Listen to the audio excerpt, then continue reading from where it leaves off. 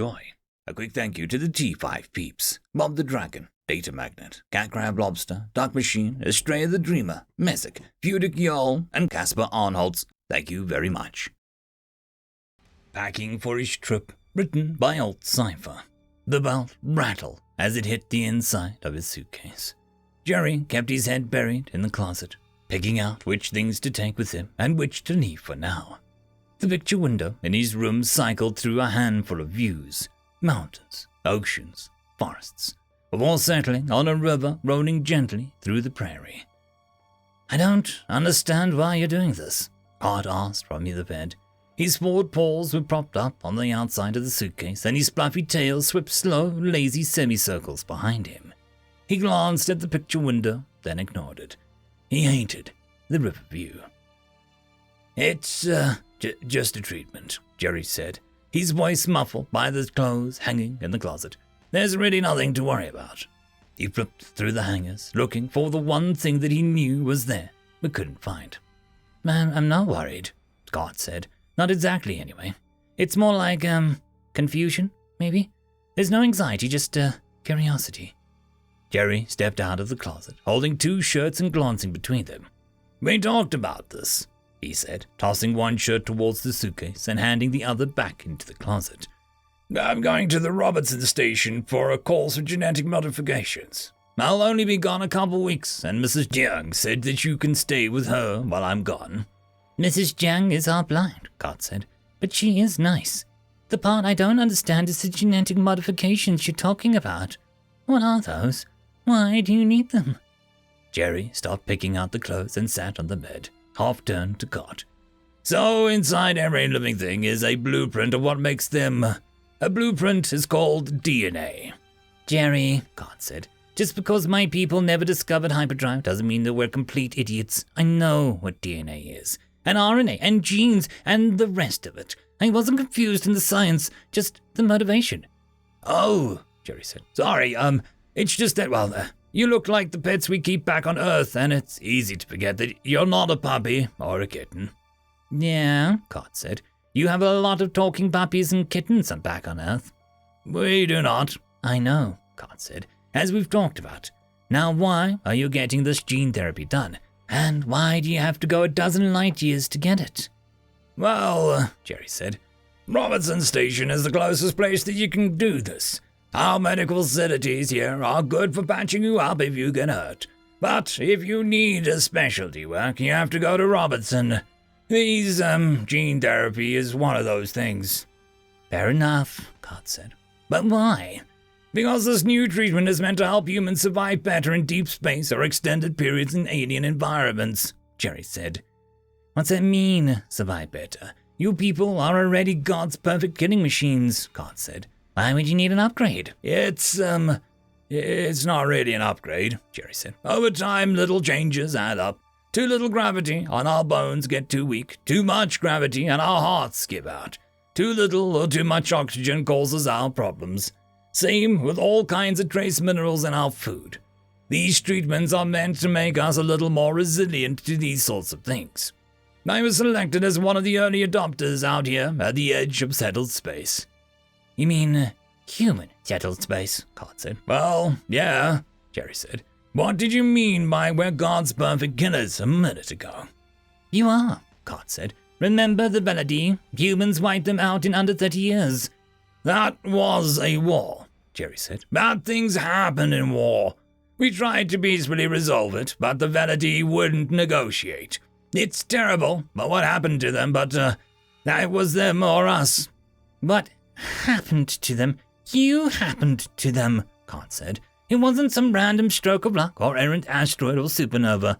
It was humans, and yes, it was a war, and yes, bad things happen in war. But you still exterminated them." "We also freed multiple planets that they had subjugated," Jerry said. "I'm not denying that good came of it," Scott said. "Or that you weren't right to do it.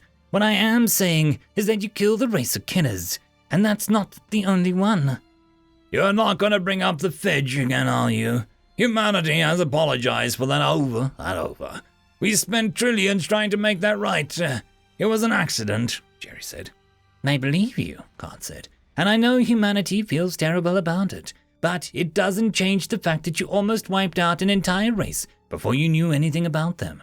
Your people are such good killers, you commit genocide accidentally. That's hardly fair, Jerry said. Alien biology is tricky, and as soon as we realized what was happening, we tried to fix it as quickly as possible. Sure, Card said. Besides, every species stumbles a little when they first get out into the wider galaxy, Jerry said. What about the Ithilia?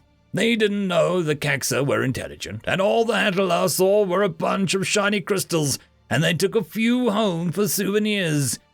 A few, yes, Card said. Not the entire species. But if you want to say that everyone stumbles, then let's talk about your homeworld. You're still the most lethal species known in the galactic community at large. You've never been to Earth, Jerry said. No, Card said. But this outpost of yours has thousands, maybe millions, of shows and articles and books about your homeworld. Earth may be the most over-documented planet in the galaxy. I've been watching those shows. You are, by far, the deadliest species on Earth. What about sharks? Jerry asked. 10 meters long, row after row of teeth, never sleeps, can smell a drop of blood a mile away underwater, and can tear a man apart in seconds. That's your counter-argument, that there's a creature in your homeworld that lives in an environment that you are completely unsuited to, evolved to never come into contact with you, might be able to take out a human one-on-one. Tell me, how many species of sharks are there? I don't know, Jerry said. How many did there used to be? Jerry paused for a moment. More? That's right, Card said, because your people killed them. Only some of them, Jerry said. Some were on accident, but they're mostly protected species now, I think. Uh-huh, Card said. But it's not just sharks that are better killers than people. Bears are pretty mean.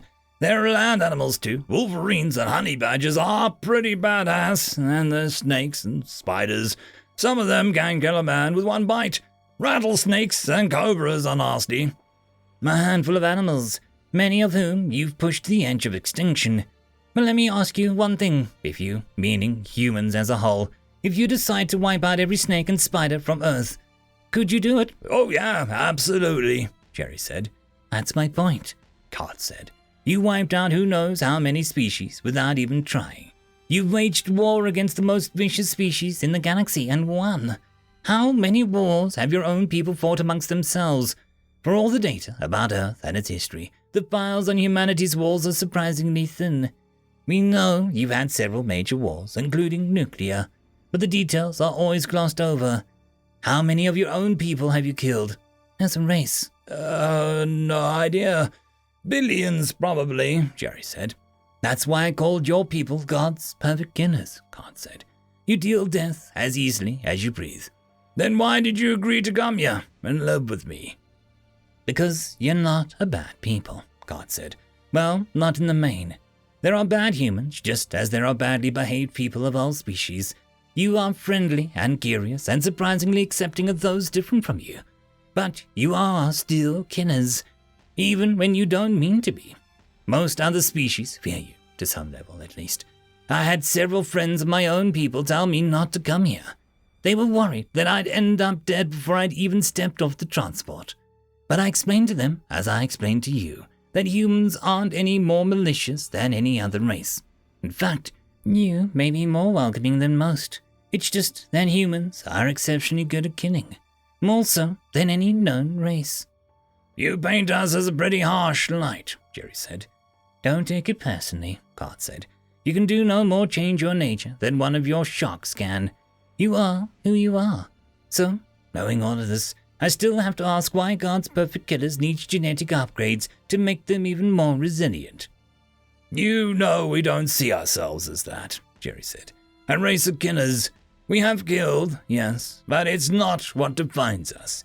Killing is not a core human trait. Some would say curiosity is the core human trait, or love, or hope, but never murder. I know, Card said. No one sees themselves as others see them. That is the immutable law of nature, for all races. This, gene therapy, Jerry said. It is really just makes it easier for us to live in a wider variety of places. Oh, I'm sure it is, Card said. But it will also make it easier for you to fight in a wider variety of places. You have to remember that every advance your people make is seen as a possible threat to every other race in the galaxy. You tell me that you, a non-military human with no particular claim to fame. No, I don't mean that harshly, but it's true. You tell me that you are getting genetic upgrades, and I have to think of the billions of killers of your race all receiving the same treatment. Should I not go? I wouldn't say that, Card said. Besides, if you didn't go, it's not like it would stop the project. They'd just find some other volunteer. Go, get your treatment. Mrs. Jiang and I will be here waiting for you when you get back. As long as she hasn't killed me by then. She won't kill you, Card, Jerry said. She's a sweet little old lady who makes dumplings when I'm sick. Still, she's a human, Card said. That means I have to watch her. Always. End of story. And that, my friends, concludes this video. I hope that you enjoyed, and if you do, please consider supporting the author, even by popping over and leaving a thumbs up or a nice comment, just to show your appreciation for the story. However, if you wish to support this channel, there are links down below which will help immensely. I will see you all in the next one, and until then, I hope that you have a fantastic day. Cheers.